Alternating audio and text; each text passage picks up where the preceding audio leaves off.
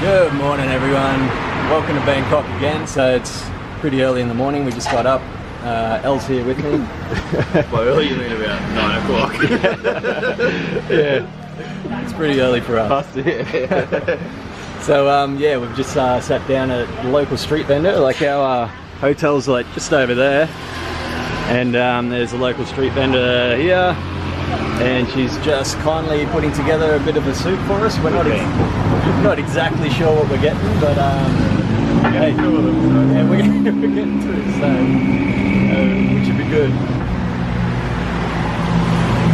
How is it, mate? Yeah, delicious. Yeah, Bit of chili and really off the wall.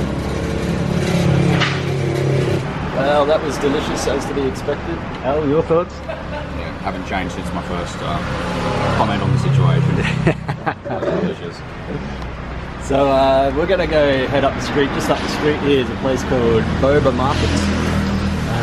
Yeah, we're gonna have a bit of a look around there. Elle's gonna look for a pair of thongs, is it, mate? Yeah, a pair of thongs. For all the people from North America and Europe, it's actually like flip-flops. Just want to make that clear. Yeah, flip-flops. So yeah, we'll head up there, have a bit of a look around, see if we can find something. And then we might even, depending how we go, we might even jump on one of them boats, the canal boats again, and shoot up to MBK and have a look around there and pick up a couple of extra items.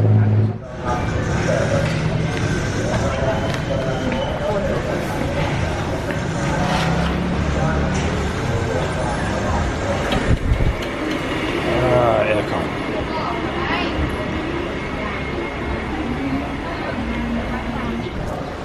Alright, so we found another set of scales for $1 again. This is Malaysian. I wonder they wouldn't accept it. Whoa, damn. So we're a bit skeptic about last night's weigh off. We think it was about 5 kg over the limit. So we're just going to we're going to get a second opinion here. Do you have a bar, mate? Yeah. 2 bars, right? Yeah, hold this. Yeah. I couldn't sleep last night because of that weigh off. How much did you weigh? Rubbish. 78 kilograms. 78. Alright. What was I? I was like 83, 84. 84. Yeah. Alright. Well.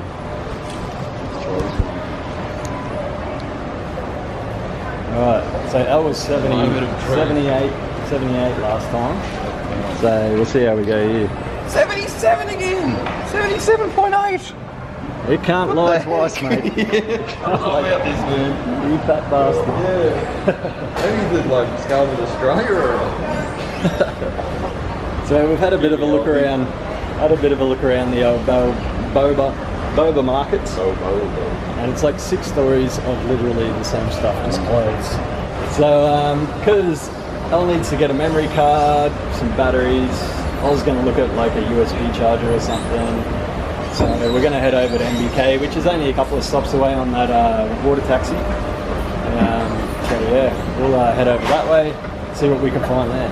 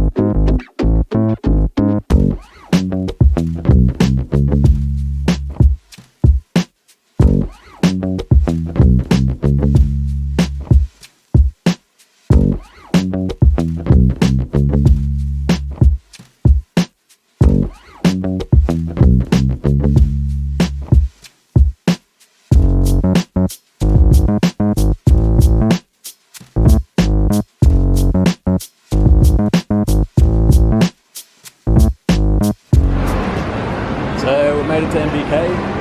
We're just hunting around, trying to pick up a few things at the moment. Yeah, avoid all the fake electronics. But it's actually really quiet here today, which is perfect. Because I was here yesterday and it was chaos. I had to leave. So I'm loving it at the moment. Plus it's aircon. I'm not going to complain about that either. Al got some batteries for his camera. And a couple of other things. No thongs yet. So yeah, we're going to head back to the hotel and just have a quick little rest up before we head out to meet up with Elle's friend. And yeah, go out for dinner and some drinks. A bit of a catch up.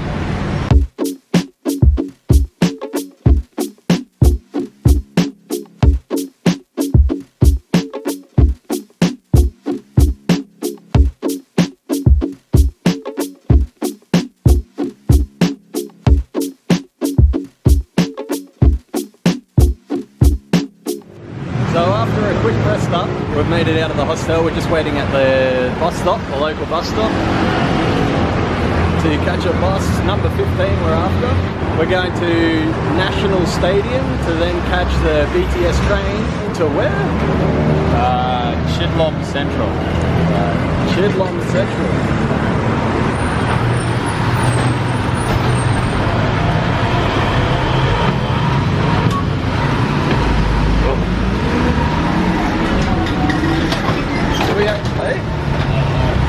Should we go up and ask? Yeah.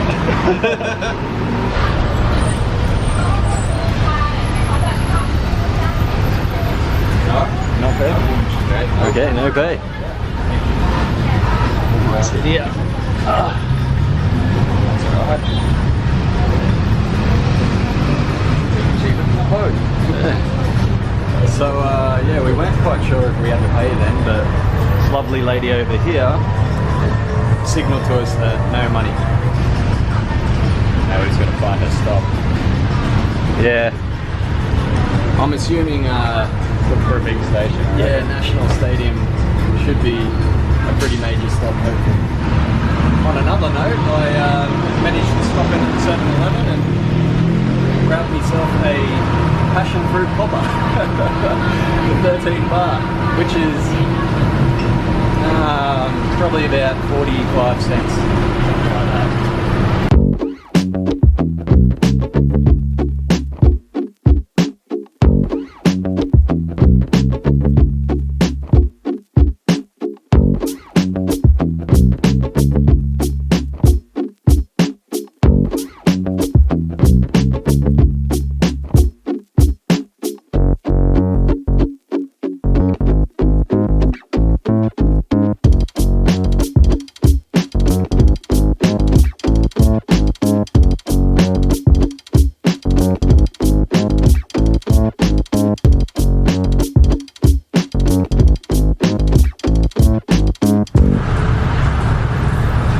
So tell us a bit about your mate Simon that we're going to meet there.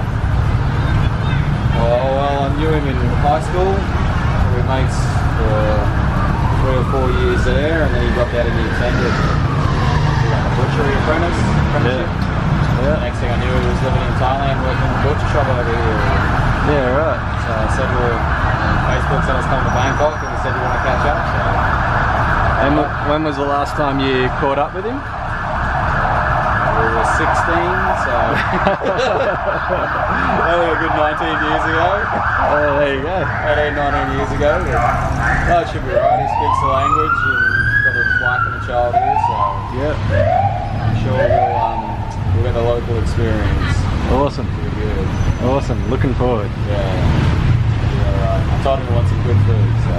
Awesome. Just about ready to eat again. It's been a good 3 hours.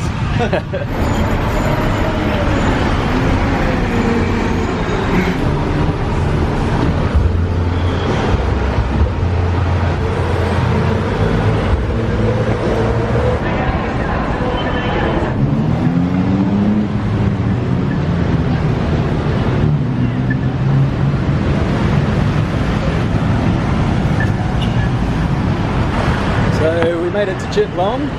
We just found Chidlom Central, or Central Chidlom, the shopping complex where Al's mate Simon works, so we're going to go meet up with him now. We're running a bit late. By a bit, I mean, what, about half an hour or so? Half hour, 45. But I'm sure he'll understand.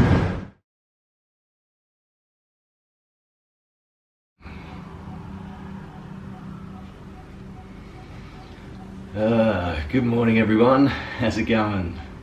Today is, hang on, what is today? Today is Wednesday, 9 o'clock in the morning, 9:30 in the morning. So, yeah, last you would have saw, we were running away to visit El's mate, Simon. Yeah, so that's where we left off. Plan was to record the rest of the night, but one thing led to another and I never ended up pulling out my camera. So what happened pretty much was we ended up meeting Simon at his work. We were running quite late, it was about 45 minutes late or so. He was pretty much still working until we showed up, and then he was going to knock off. He was meant to knock off at about 4 o'clock. I think we got there at about 4:45. And then we caught the train to one or two stops or a couple of stops down to area known as Nana. If you've been to Bangkok a few times, you may have been there. It's famous for its nightlife. Let's just say there's a lot of ping pong balls in Nana, but not a ping pong table to be seen, if you know what I mean. Where all the nightlife is an area called Nana Plaza, and we actually went like one or two streets over. There's like a street with a few bars on it. Simon took us to his local.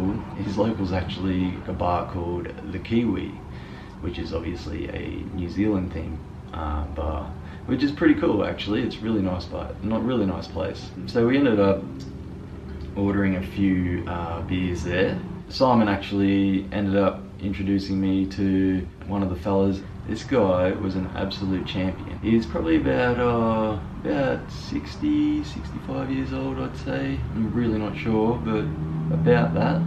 And by gosh, did he have some of the best travel stories I've ever heard. I remember sitting down just to say g'day. He's an Aussie fella, grew up in Sydney and Bathurst, like kind of bounced between the both of them. Basically his story is, the moment he turned 18, him and a couple of mates, also from Bathurst I believe, all packed up and went over to Europe, bought a combi and just did like a massive van tour. And this is like back in the early 70s, obviously before phones, before the internet. It was a lot harder to travel back then. Flights were more expensive, less accessible. He's saying that he did a lot of his trips by boat just because it's a lot cheaper. You know what backpacking's like. You get the cheapest option even if it's not the most convenient. And he had a vault full of some of the most amazing travel stories I've ever heard. And he had such a great way of telling these stories as well. There's really good charisma about him. I really wish I had got some of that on video. I literally sat there for about, I would have been with Mick for about maybe 2 hours, just me and him, and I kind of ditched the guys, and I knew it at the time. I knew like, oh man, I really got to get back to see the guys. It's the whole reason I'm here. But Mick was just telling me the best stories. Every story, like one after the other, they just kept getting better and better. Yeah, traveling back in those days, unbelievable. Can only imagine what it would be like. Then I finished talking to Mick, and I thought, oh, you know, I better go over and say g'day to the boys. And yeah, that's right. I noticed a pretty girl sitting by herself, so I thought I'd go say g'day, which I did. And yeah, we ended up hitting it off straight away, just chatting and stuff, and ended up deciding to go across the road to this new bar that literally just opened that night. There was rumours flying around that you get your first drink free. Yeah, so we got over there. We ended up getting the drinks for free, which is great. Met the bar owner, legend of a bloke. Yeah, we ended up sitting down there for a few drinks. And then we decided we'd head back over to the Kiwi and catch up with the boys, which we did. We ended up having a couple more drinks there before we went home. That's pretty much the evening. As for why I didn't film any of it, I was just in the moment of things. You know, I was having such great conversations. I just didn't want to bring the camera out and kind of ruin that. kind of throw those conversations off. So that's why I didn't end up filming anything